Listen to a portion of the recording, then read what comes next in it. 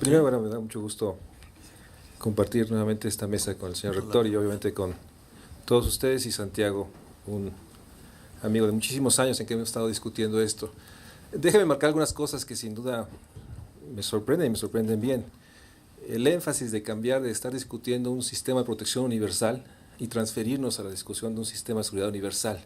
Y creo que hay diametralmente una posición y una concepción diferente en términos de pasar de esta idea que se está trabajando mucho de tratar de proteger ante ciertos riesgos a tratar de incorporar esta noción de derechos que sin duda podría darse a través de este replanteamiento de seguridad universal, en el cual si uno de los temas siempre ha sido los umbrales, pues el umbral que se plantea aquí es el umbral que todos tengamos lo que el IMSS propone y salirnos de esta parte de siempre de los cuál es el piso o cuáles son los umbrales, uno de los temas que se han estado discutiendo en las mediciones de pobreza.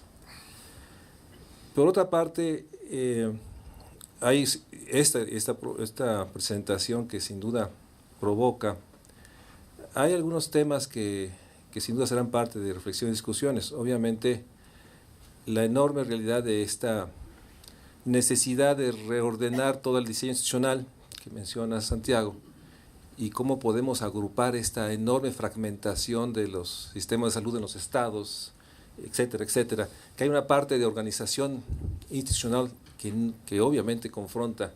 Sí suponemos que se resuelve el problema del financiamiento y con los cálculos que han hecho aquí Antón, Fausto y Santiago. O sea, eso todavía no está resuelto. La manera de cómo podemos transitar de esta enorme dimensión de lo que Cordera ha llamado una república social enormemente salvaje, del cual hay una enorme desarticulación y no hay un centro ordenador que permita ordenar la provisión de bienes y servicios. Otro tema, y creo que Santiago lo subraya, pero más quisiera precisar, es la construcción de un estado de bienestar. En eso sin duda hay coincidencias con otros documentos, hacia el nuevo curso de desarrollo que la UNAM ha construido, en términos que el planteamiento es construcción de un estado de bienestar. Y en esto obviamente está uno de los temas, y sé que la última vez que estuvo Santiago con nosotros, es que resolviendo el problema del financiamiento y aceptando el ceteris paribus de que todos recibiríamos lo mismo, pues obviamente está el tema de que 40 millones de mexicanos que recibirían esta enorme cantidad de bienes y servicios, obviamente requeriría un ordenamiento de la provisión de los servicios por parte del sector privado, y esto implica la construcción de una capacidad de normar, es decir, que las normas sociales mexicanas se apliquen claramente, y ahí tenemos este enorme vaciamiento de la capacidad del Estado para poder aplicar las normas cuando se subrogan los servicios. Y obviamente, desde el caso extremo del ABC hasta la realidad de que implicaría fortalecer otras instancias para poder normar realmente, de que independientemente de dónde se acceda, la norma oficial se cumpla, y esto implica nuevamente asuntos de diseño en términos de garantizar la provisión de los bienes y servicios, asumiendo, yo creo que yo sería parte de la pregunta, asumiendo que el eje central es una provisión por parte del Estado. O sea, el eje es, a partir del seguro social, sería la construcción, y ahí sin duda yo reconozco esa parte. Hay algunos temas que no sé, y le preguntaría a Santiago, porque en términos de crecimiento, o sea, en términos de crecimiento, pareciera ser que todo apunta a que esto, al bajar los costos laborales, habría un mayor crecimiento, pero bueno, el crecimiento no solo está asociado a este asunto de los costos laborales, está desde el asunto de una globalización atrapada en los problemas de endeudamiento, etcétera, de las economías, y obviamente imagino que la respuesta a esto que dinamizaría el mercado interno, y esto implicaría todo un replanteamiento de una nueva política industrial, otro tema que no está, que no, yo diría que no podemos plantear que solo esto va a resolver todos los problemas. Creo que es, y eso se me gustaría, ¿qué otros elementos habría que incorporar para esta aspiración de un crecimiento con equidad, que no necesariamente resuelve esta propuesta y que implica la pregunta, o sea, ¿cuáles son los supuestos que tú tienes atrás, alrededor de esta propuesta? Los supuestos macroeconómicos, hay un supuesto político, hay una reforma constitucional, de antemano, y creo que sería importante hacer explícito los supuestos políticos. Una reforma constitucional pues implicaría pues, toda una nueva construcción en la dinámica legislativa que hemos visto. Y en ese sentido creo que sería muy importante saber los otros supuestos, los que no están explícitos en esto que nos has dicho, o sea, cuáles son los supuestos políticos, económicos, de entornos que estás percibiendo en términos de... Y está un tema que sin duda lo platicábamos con los amigos del SEI, incluso Fausto y estuvimos platicando, es de que reconociendo que el VIVA pareciera ser una propuesta que permite, en el supuesto, resarcir a los más pobres de los pobres, y se le podría transferir los recursos para compensar el costo adicional, pues está el tema de que, de acuerdo a datos oficiales, 2.5 millones de mexicanos no reciben ningún programa social.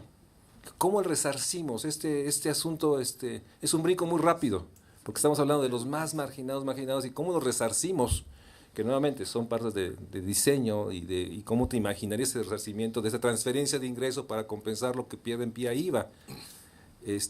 Nuevamente, creo que son muchos de los temas que seguramente tienes listados a poder enfrentar y poder provocar una serie de reflexiones y estudios partiendo, y esa es la última reflexión. Hoy tenemos una enorme cantidad de programas de los estados y municipios, de transferencias que están totalmente, digamos, desarticulados, y que implicaría un nuevo acuerdo político o un nuevo acuerdo de la República. Y en ese sentido hay una parte de la política, de la propuesta, que me gustaría, ¿cómo te la imaginarías? ¿O qué condiciones requerirías más allá de la solidez y de la propuesta que has presentado? Gracias. En primer lugar, quiero señalar que me provoca positivamente el planteamiento, aunque me preocupa que hace 15 años no se hubiera planteado de la misma manera, y que han pasado 15 años que se ha debilitado nuestras instituciones de seguridad social y se ha fortalecido la parte de capitalización individual. Pero yéndome a la parte de la propuesta, hay varios elementos que me preocupan en términos de cómo se enfoca. Creo que el problema es que el costo laboral no es la causa de la informalidad, porque no se está hablando de las consecuencias que tiene este modelo económico en el que las importaciones, los insumos importados, el proceso de globalización afecta a todos estos elementos. Esa es mi principal preocupación, porque si no se está enfocando adecuadamente, no vamos a obtener que los impuestos o la disminución del costo se vaya a trasladar necesariamente a un incremento de la inversión en productividad y crecimiento. Un segundo punto que me preocupa es la parte de la transición, porque efectivamente se ha hecho énfasis en la seguridad social contributiva, pero en nuestra Constitución está señalado un modelo de Beveridge, donde se considera la seguridad social como seguros sociales contributivos y todos los demás, incluyendo jornaleros, trabajadores del sector informal, que no se hizo nunca, pero que está ahí en el artículo 123. Pero la parte que me preocupa es la de la transición, porque lo que hemos observado en los últimos años es una gran diversidad de políticas sociales que hace mucho más heterogéneo nuestro sistema. En esa dirección sería, ¿qué se piensa? Y una tercera y última pregunta, para no llevarme más tiempo, es ¿por qué se piensa en un IVA generalizado y no en impuestos específicos como han hecho otros países, que se impone impuesto al alcohol, a los cigarros, a la parte de sector financiero, para no afectar precisamente a los de menores ingresos, cuya afectación de un 10% generalizado sería fuerte, considerando que en la actualidad el 56% de nuestros ocupados ganan hasta 3 salarios mínimos. Entonces, si no se pensó en alguna otra opción en términos de recaudación. Pues gracias por la exposición. Cosas muy puntuales. Creo que me gustaría que profundizaras un poco en las estimaciones de lo que costaría la mudanza a ofrecer paquetes de salud, es un loable objetivo, equivalentes a los del IMSS, porque el solo hecho de decir hoy se gastan 10,000 pesos y eso sería lo mismo, se olvida parte de lo que es el pecado del seguro popular, que es que hay que construir la infraestructura para que estos servicios sean equivalentes. Es decir, ya el IMSS tiene las clínicas familiares, por ejemplo, el seguro popular no, y esa es una de las deficiencias de por qué no ponen énfasis en la medicina preventiva. Hay que contratar médicos de familia, en fin, los hospitales. No tiene infraestructura ese cálculo y creo que habría que incorporarla para hacerla más realista. Por otra parte, hay de nuevo, el problema de la transición. ¿En qué momento, cómo imaginan dejar de inyectarle al IMSS las cuotas? O sea, ¿qué habría que hacer para que la institución tuviera viabilidad? ¿Cuál es el proceso de transición para dar ese salto? Porque al final habría que prácticamente romper a la institución tal cual está hoy contemplada. Y finalmente también tiene que ver con el asunto de la redistribución y el tipo de impuesto para financiar. Ya decía Mario Luis las dificultades para que los programas sociales estos focalizados lleguen a un número importante de mexicanos. Entonces, esta compensación, que es lo que rudamente Fox llamó el copeteo, ¿no? Pues tiene dificultad. ¿Y por qué no pensar en un IVA, en una canasta exenta de alimentos como hacen los sudafricanos? Por ejemplo, 12 productos que son los que consumen las familias más pobres, que no le pega tanto a tu recaudación, pero sí te protege pues la condición de los más pobres. Gracias. Digo, como siempre, las propuestas que hace Santiago Levy son provocadoras, es decir, y les da a uno la posibilidad de avanzar. Es decir, yo creo que es una presentación muy rápida, rapidísima, ¿no?, que tenemos que analizar posteriormente, pero hubo ciertas cosas que dijo que a mí me preocupan. Entre ellos, diría, el gobierno una vez más absorbería los pasivos laborales del IMSS, como ha hecho toda la vida. Eso significan miles de millones de pesos. ¿Y los futuros pasivos laborales que crea el IMSS los va a seguir absorbiendo el gobierno federal? Es una pregunta. La segunda, la propuesta parece ser una propuesta muy beneficiaria para los patrones, es decir, en el sentido de que dejan de aportar, bien, entonces hay una reducción de la aportación de los patrones al sistema de seguridad social. Y después lo mencionó Ciro, la capacidad de atención del IMSS. ¿Qué significa pasar de 25 a 40 millones de personas atendidas en las clínicas actuales?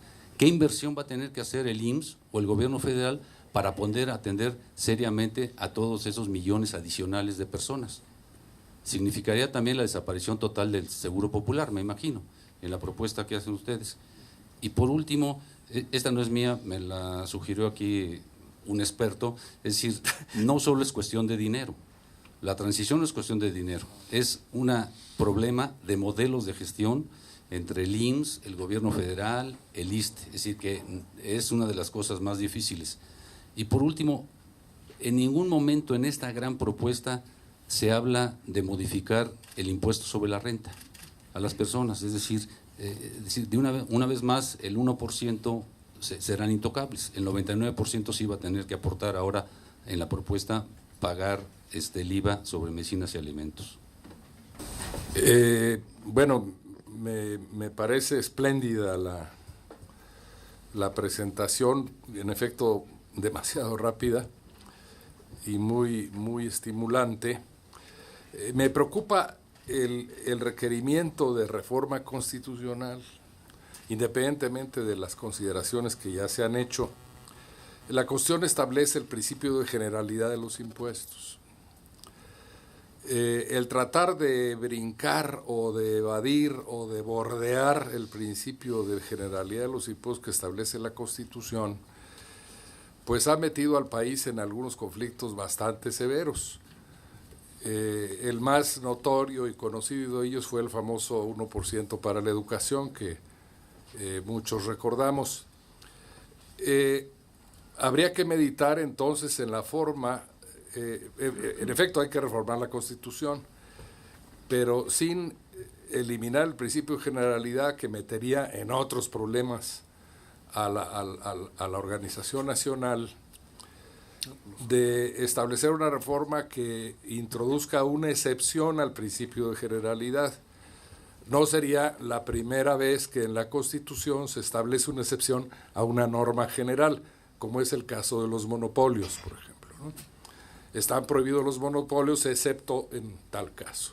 Esa podría ser una vía, aunque obviamente requiere bastante estudio de especialistas en la materia constitucional.